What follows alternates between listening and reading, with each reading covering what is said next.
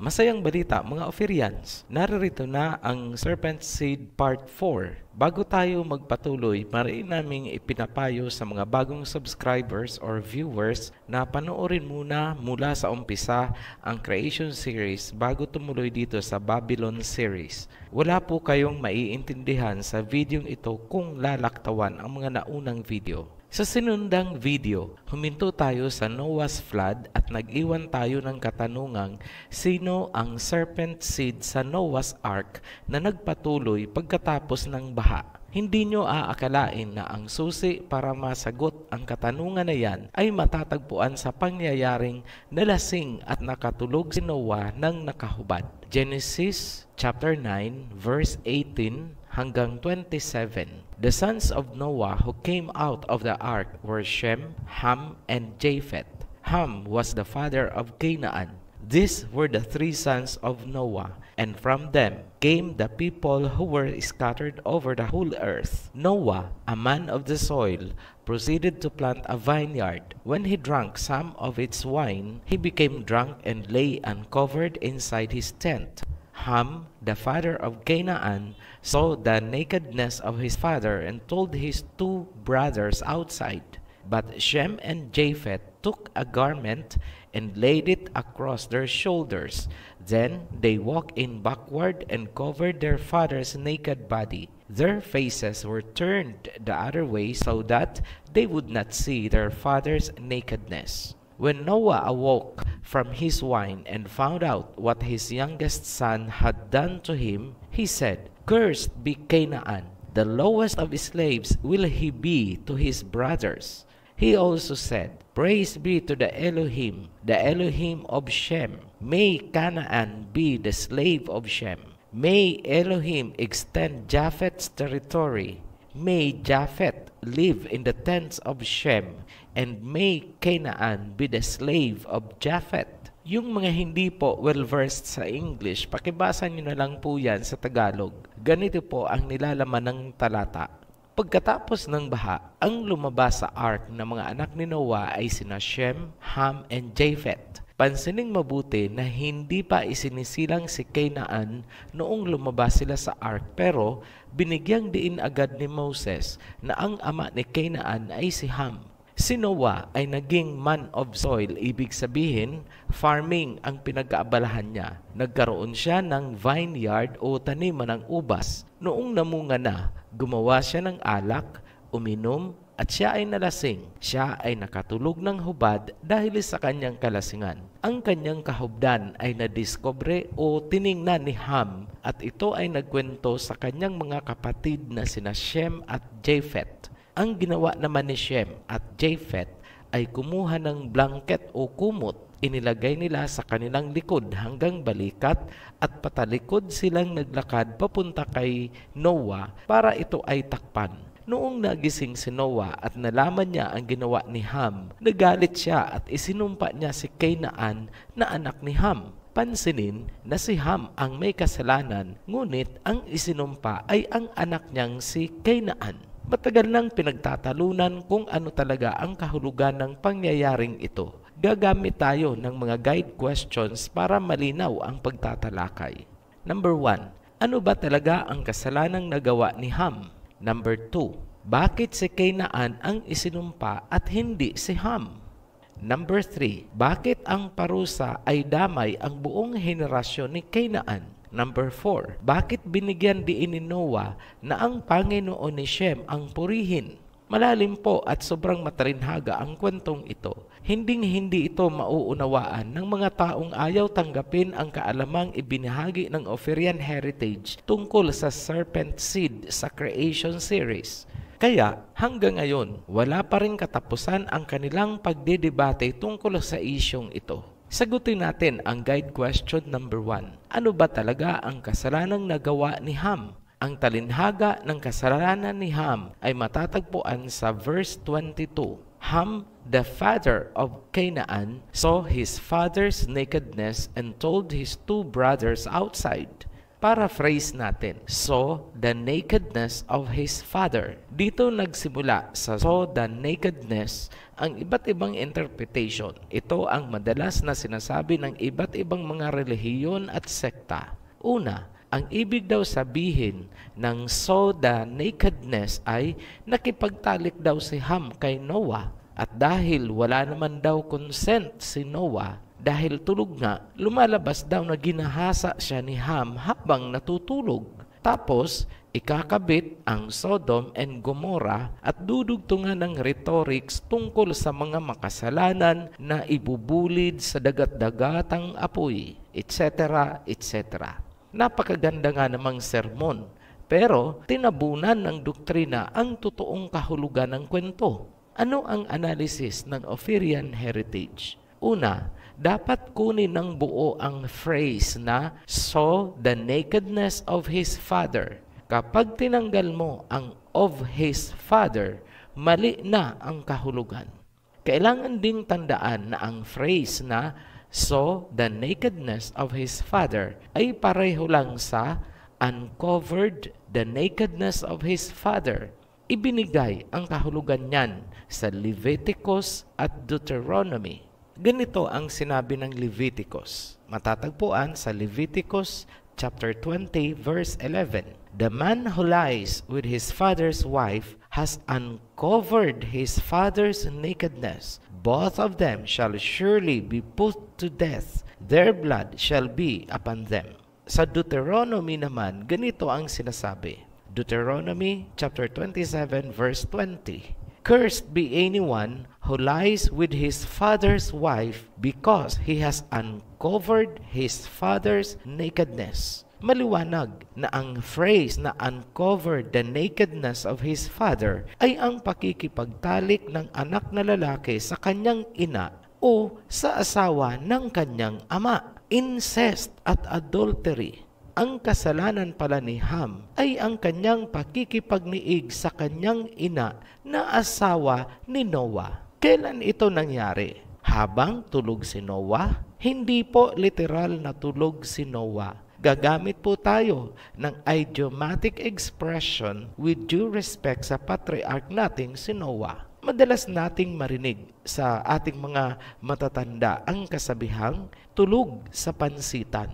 Ganyan din po ang pinakakahulugan ng kwento. Ibig sabihin, walang kamalay-malay si Noah dahil siya ay abala at nag-i-enjoy sa kanyang vineyard. Yung part naman na sinabing Ham told his brothers Shem and Japheth ay naglalarawan na ikwininto ni Ham kina Shem and Japheth ang kanyang ginawa. Parang ibinibida pa ito ni Ham sa kanyang mga kapatid, kung kaya nalagay si Noah sa malaking kahihiyan. Hindi ba't kahit ngayon, ang tawag sa lalaking pinagtaksilan ng asawa ay may ipot sa ulo? Ganyan din po ang concept sa panahon ni Noah. Malaking dagok sa pagiging husband at father figure, lalo na't sarili mong anak ang may kagagawan. Matapos ibida ni Ham ang kanyang ginawa, dalawang reaksyon ni Shem at Japheth ang dapat pansinin. Una, patalikod silang naglakad para hindi nila makita ang kahubdan ni Noah, at pangalawa, tinakpan nila ito ng kumot. Ano ang ibig sabihin? Una, prinotektahan nila ang sarili na huwag matukso o gumaya sa kamunduhang ibinibida ni Ham. Pangalawa, tinakpan nila si Noah. Ibig sabihin, hindi na nila ipinagsabi kahit kanino dahil kahihiyan ito ni Noah. Huwag niyong isipin na nalalayo tayo sa topic. Mamaya, ipapakita namin ang kinalaman ng buong pangyayari sa serpent seed. Bakit si Canaan ang isinumpa at hindi si Ham na may kagagawan ng kasalanan? Balikan natin ang eksena noong lumabas na sina Noah sa ark. Genesis chapter 9 verse 18 hanggang 19. The sons of Noah who came out of the ark were Shem, Ham, and Japheth. Ham was the father of Canaan. These were the three sons of Noah, and from them came the people who were scattered over the whole earth. Pansining mabuti, bakit si Canaan lang ang special mention? Bakit hindi rin nilagay doon na Japheth is the father of Magog, Shem is the father of Arphaxad? Bakit tila napaka-espesyal naman nitong si Canaan at siya lang talaga ang binanggit? Hindi ba kayo nagtataka? Mauunawaan kung bakit ganyan ang pagkakasulat kung ilalagay nyo ang inyong sarili sa katayuan ni Moses habang sinusulat niya ang Genesis. Siniguro niyang hindi malilito ang magbabasa. Baka akalaing si Noah ang ama ni Canaan. Inilagay niya agad na si Ham ang ama ng isisilang ng asawa ni Noah. Baka po malito kayo. Ang isisilang na bata ng asawa ni Noah ay hindi anak ni Noah, kundi anak ni Ham. Inanakan ni Ham ang kanyang ina. Baka isipin nyo, masyadong marumi ang interpretation natin. Ngunit pansinin nyo rin na mismong ang Biblia ang nagbigay kung ano talaga ang pagkakasala ni Ham. Hindi po gawa-gawa ng Ophirian heritage ang interpretation.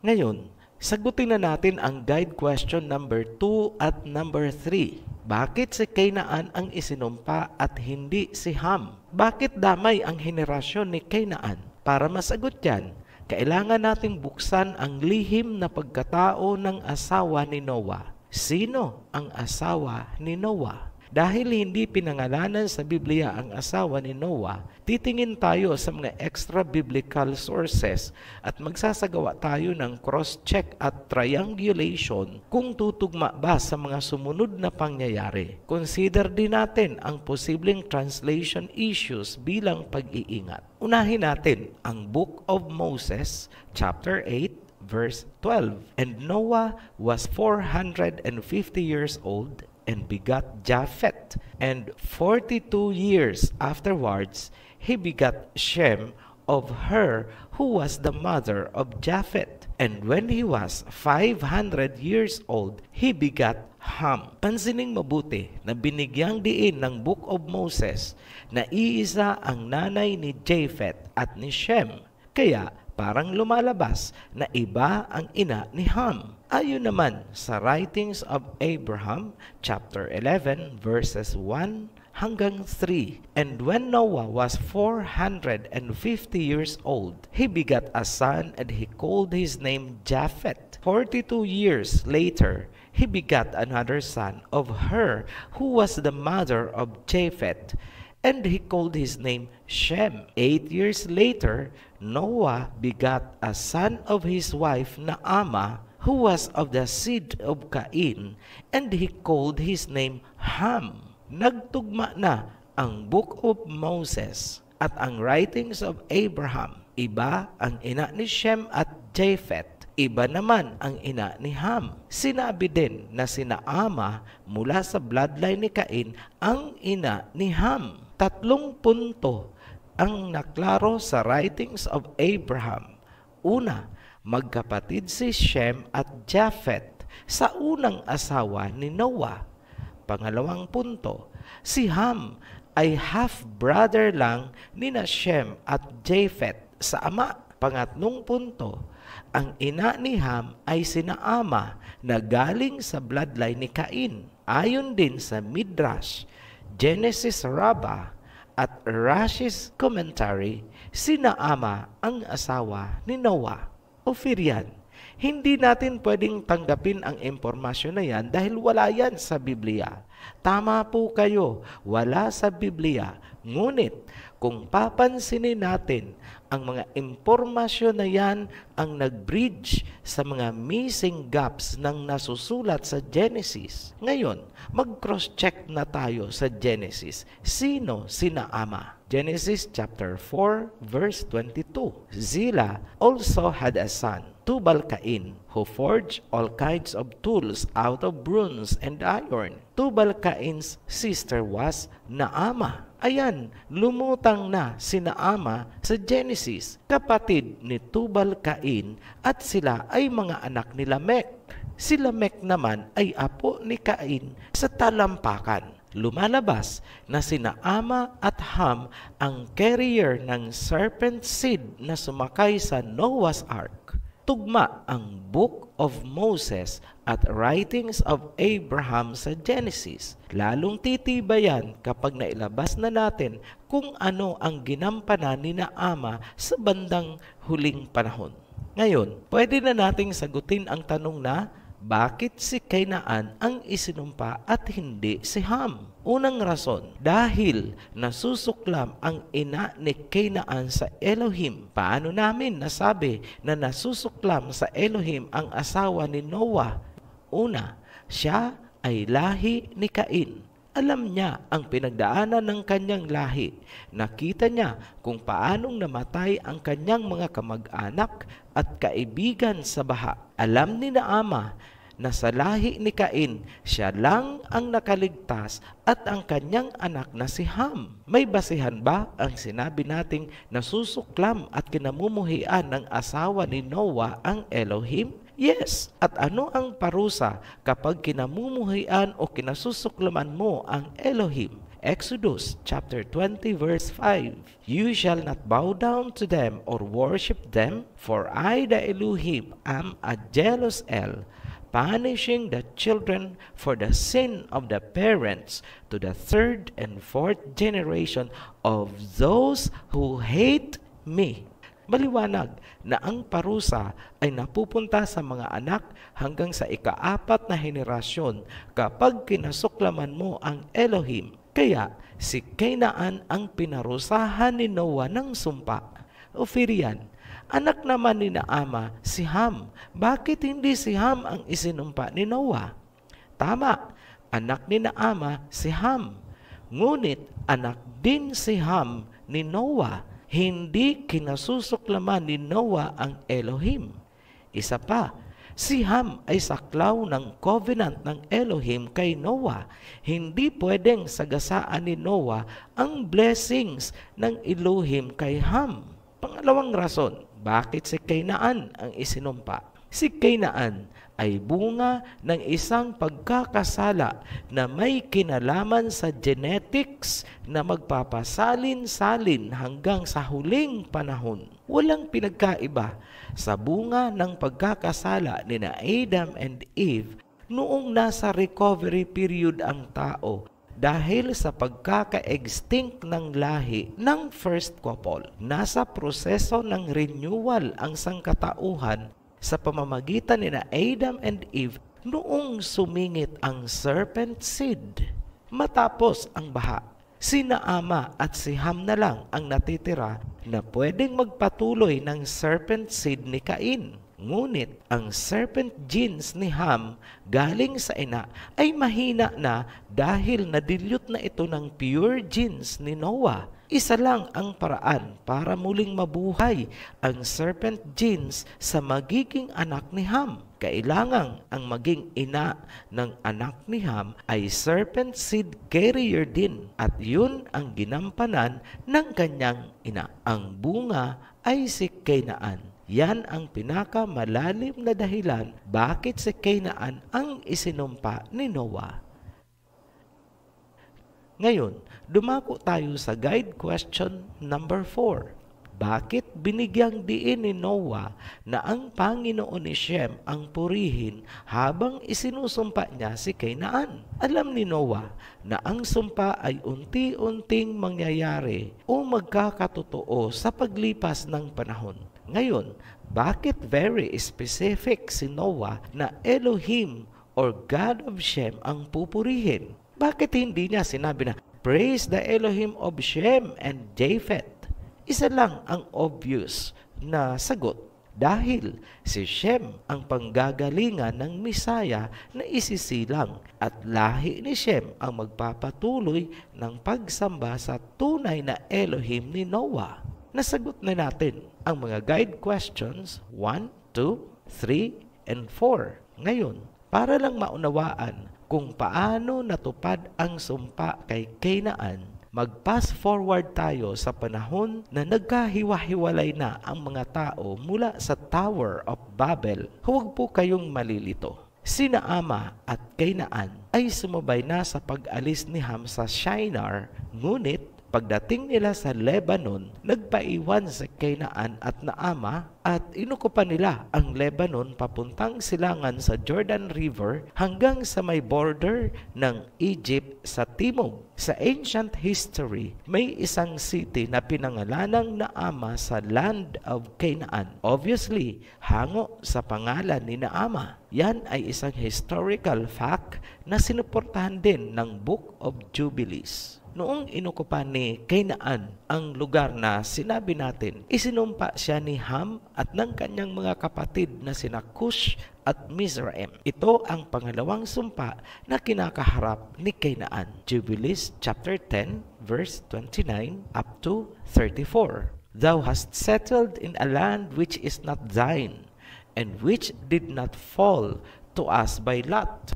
Do not do so, for if thou dost do so, thou and thy sons will fall in the land, and be accursed through sedition. For by sedition ye have settled, and by sedition will thy children fall, and thou shalt be rooted out forever. Dwell not in the dwelling of Shem, for to Shem and to his sons did it come by their lot. Cursed art thou, and cursed shalt thou be beyond all the sons of Noah, by the curse by which we bound ourselves by an oath in the presence of the holy judge, and in the presence of Noah our father. Ang sumpa ay dahil hindi niya pinakinggan ang kanyang ama na si Ham at mga kapatid niyang sina Cush at Mizraim na huwag uukupahin ang lugar na yun dahil hindi yun bahagi ng ibinigay sa kanila ni Noah. Ang lupaing sinakop ni Canaan ay para sa lahi ni Shem.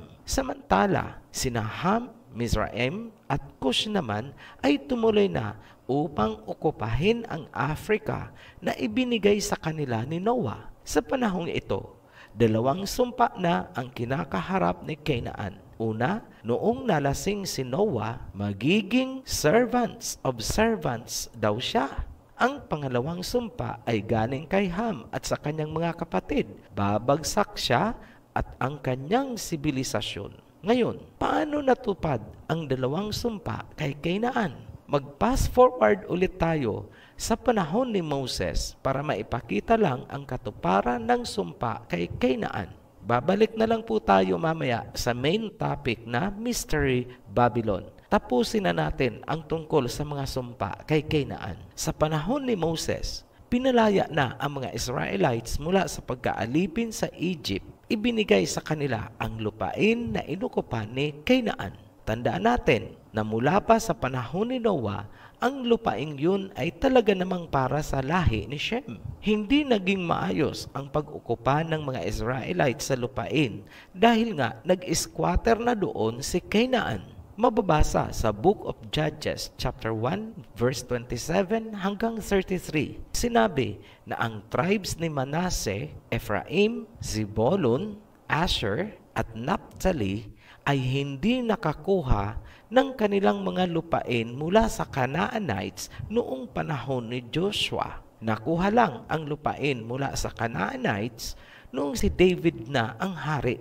Dito na nagsimulang matupad ang sumpa kay Canaan. Naging alipin sila ng mga alipin. Hindi nga ba't ang mga Israelites ay mga alipin din sa Egypt? Tapos ngayon, inalipin din ng Israelites ang mga Canaanites. Judges chapter 1 verse 28. When Israel grew strong, they put the Canaanites to forced labor but did not in fact drive them out. Noong lumakas na daw ang mga Israelites, ginawa nilang mga alipin ang mga Canaanites mula sa panahon ni David hanggang ito sa panahon na ni King Solomon. King Hiram of Tyre sent messengers to David along with cedar trees and carpenters and masons who built David a house. 2 Samuel chapter 5 verse 11. Mga Canaanites din ang ginamit ni King Solomon para itayo ang kanyang temple at kung ano-ano pang mga infrastructure sa kingdom.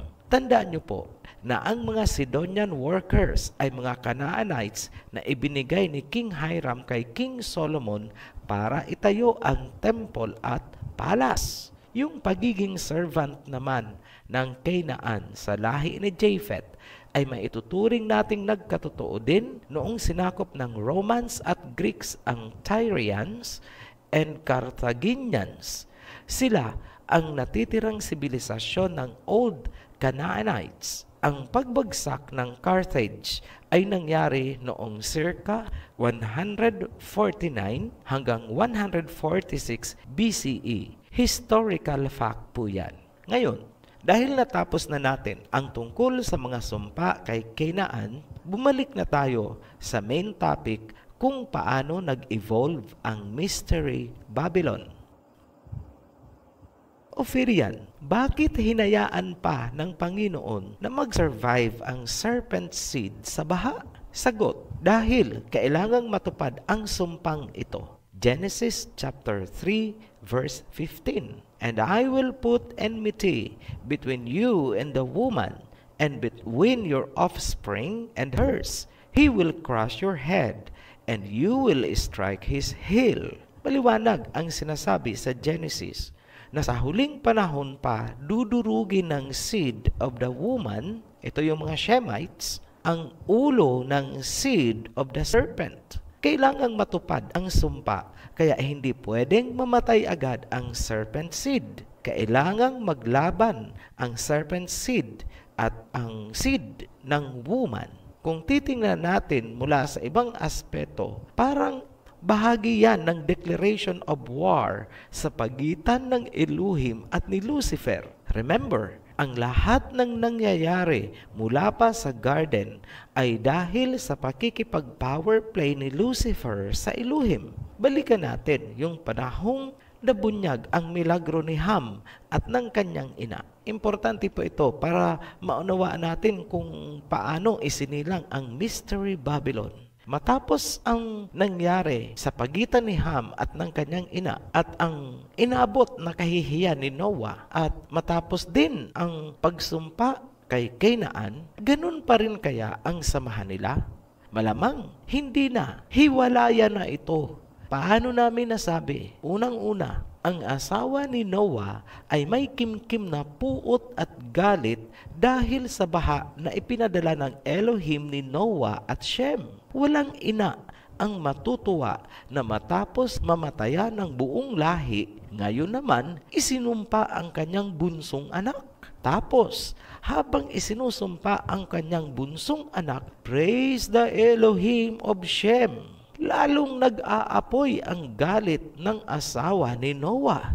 Hiwalayan na talaga ang sumunod na nangyari. Si Noah ay sumama kay Shem dahil, obviously, sila ang magkaisa sa pagsamba sa tunay na Elohim. Ang analysis natin na sumama nga si Noah kay Shem ay naaayon sa Book of Jasher, chapter 9, verse 5 hanggang 6. Inilarawan sa Book of Jasher na binanggit natin na si Shem at Noah ang nagturo kay Abram tungkol sa tamang pananampalataya. Abram po, ito po yung naging Abraham bandang huli. Ang misteryo ng Babylon ay masasabi nating nagsimula kay Naama. Para maunawaan kung paano nabuo ang misteryo, mahalagang tandaan ang mga sumusunod. Number 1, si Naama bilang serpent race ang may malalim na kaalaman tungkol sa sibilisasyon, technology at kingdom ni Cain bago ang baha. Number 2, si Naama ay may kimkim na pagkapuot dahil sa sinapit ng kanyang lahi sa baha. Number 3, si Naama ang ina ni Ham at Kainaan, at si Kainaan ang may pinakamalakas na serpent gene, pangalawa sa kanyang ina. Ngayon, ang Babylon ay matatagpuan sa lupain na tinatawag na Mesopotamia. Malapit ito sa lugar kung saan sumadsad ang Noah's Ark sa Mount Ararat. Kasabay sa pagdami ng tao, nagsimula ding mabuo ang Mystery Babylon mula sa advocacy ni Naama. Paano nagawa ni Naama na impluwensyahan ang mga tao sa ways of Cain? Mauunawaan natin yan kung titingnan natin si Naama mula sa pananaw ng mga taong isinilang pagkatapos ng baha.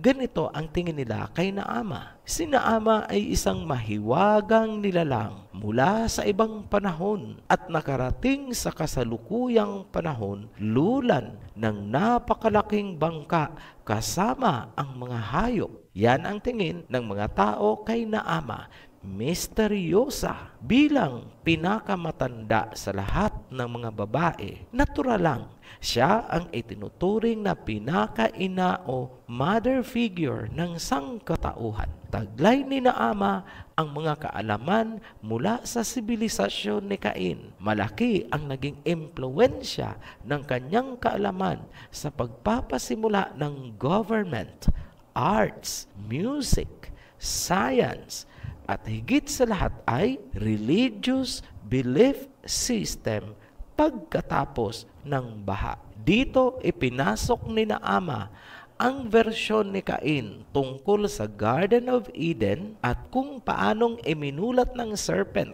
ang kamalayan ng kanyang mga ninunong sina Adam and Eve. Dahil sa ginawang pagpapalaya ng serpent sa humanity, ito ay isinumpa ng Elohim, kaya ito ay gumagapang na ngayon sa lupa at alabok ang kinakain. Sa version ni Naama, winasak ng Elohim ni Noah ang kaharian ni Cain sa pamamagitan ng baha. Sa buong lahi ni Cain, siya at ang kanyang anak na si Ham ang nakaligtas. Sa puntong ito, nabaling na ang simpatiya at respeto ng mga tao sa serpent. Sa tingin nila, nagsakripisyo ang serpent para sa humanity. Kinalaban niya ang malupit na Elohim ni Noah at Shem para palayain ang sangkatauhan. Sinimulan nilang sambahin ang serpent. At dahil si Naama at ang kanyang mga anak ang serpent seeds, kailangan silang tratuhin na figure of authority. Si Naama ay hindi lang naging mother figure, kundi parang naging priestess at oracle sa paningin ng mga tao. Muling nabuhay sa bagong henerasyon pagkatapos ng baha ang pagre-rebelde ni Cain sa Panginoon. Dahil sa impluwensya ni Naama, nagkaroon ng idea ang mga tao na magkaisa at magtayo ng city. Ayaw nilang magkahiwa-hiwalay dahil meron na silang ambition of humanity. Ang pagkakaroon ng self-regulation government, civilization, culture, and religion na nakasentro sa divinity at authority ng serpent. Sa madaling salita, muli nilang bubuhayin ang city ni Cain na winasak ng baha. Muli nilang bubuhayin ang sibilisasyon at form of world government ni Cain. Genesis chapter 11 verse 1 to 4. Now, the whole world had one language and a common speech. As people moved eastward, they found a plain in Shinar and settled there. They said to each other, "Come, let's make bricks and bake them thoroughly." They used brick instead of stone and tar for mortar. Then they said, "Come, let us build ourselves a city with a tower that reaches to the heavens, so that we may make name for ourselves. Otherwise, we will be scattered over the face of the whole earth." Nung mga bata pa tayo, kapag narinig ang Tower of Babel, ang pumapasok sa ating isip ay confusion o pagkakalituhan dahil sa biglang pagbabago ng mga lingwahe. Kahit sino pong pastor ang tanungin nyo niyan, lingwahe at lingwahe at lingwahe ang tema ng kanilang pagpapaliwanag. Hindi nila makita ang kinalaman ng Tower of Babel sa Mystery of Babylon ng Revelation. Para sa kanila, ang Tower of Babel is a thing of the past. Ngunit para sa Ophirian heritage, ang Tower of Babel ay higit sa inyong inaakala. Pansining mabuti, bakit pinatigil ng Elohim ang pagpapatayo ng Tower of Babel? Verse 5, "But the Elohim came down to see the city and the tower the people were building. The Elohim said, if as one people is speaking the same language, they have begun to do this, then nothing they plan to do will be impossible for them. Come, let us go down and confuse their language so they will not understand each other." Importanteng pansinin ang sinabi ng Elohim na kung sa isang lingwahe nagawa na nila ito, wala na silang paplanuhin na hindi matutupad. Kaya binago ang lingwahe nila at sila ay naghiwa-hiwalay. Tanong, ang Tower of Babel ba ay literal as in physical na structure na itinayo gamit ang mga bricks? Kung physical man ito o literal, bakit nila itinayo? Ano ang purpose ng pagtatayo nila ng Tower of Babel? Bakit pinigilan ng Elohim? Kung ito naman ay hindi literal na structure, ano ang kahulugan ng kwento? Sa susunod na video, tatalakayin natin ang Tower of Babel at mga customs ng tao gaya ng serpent divination at serpent worship na lumaganap sa iba't ibang panig ng mundo mula sa Mystery Babylon hanggang sa kasalukuyan. Ang ideology ni Naama mula sa city ni Cain bago ang baha ay matagumpay niyang naipunla sa mga tao bago pa man nagkahiwa-hiwalay sa Tower of Babel. Binaon ng mga tao sa kani-kanilang mga bansa ang ideolohiya ni Naama. Yan ay pinatutunayan ng mga Tower of Babel na kanilang itinayo sa kani-kanilang bansa kung saan itinuloy nila ang serpent worship at serpent divination. Ang mga serpent seed ang namumuno at nagpapatuloy ng serpent ideology and practices ng Babylon hanggang ngayon. Hawak nila ang kapangyarihang nagpapainog ng mundo sa larangan ng ekonomiya and power among nation. Ang mga bansa kung saan matatagpuan ang mga Tower of Babel at iba pang mga symbol ay pagpapatunay na kontrolado ng serpent seed ang isang lupain o bansa. Magsimula tayo sa ancient Babylon papuntang Egypt, Europe, at iba pang panig ng mundo. Malalaman natin ang headquarters ni na Ama noon at ngayon. Muli po kaming nagpapasalamat sa mga patuloy na nagsusubaybay sa ating mga video. Welcome po sa mga new subscribers natin. Hanggang sa muli, be blessed, Ophirians! Kung kayo po ay naliwanagan at nasiyahan sa inyong mapapanood, paki-like and share lang po. Follow the link po. Nasa baba lang. Thank you po.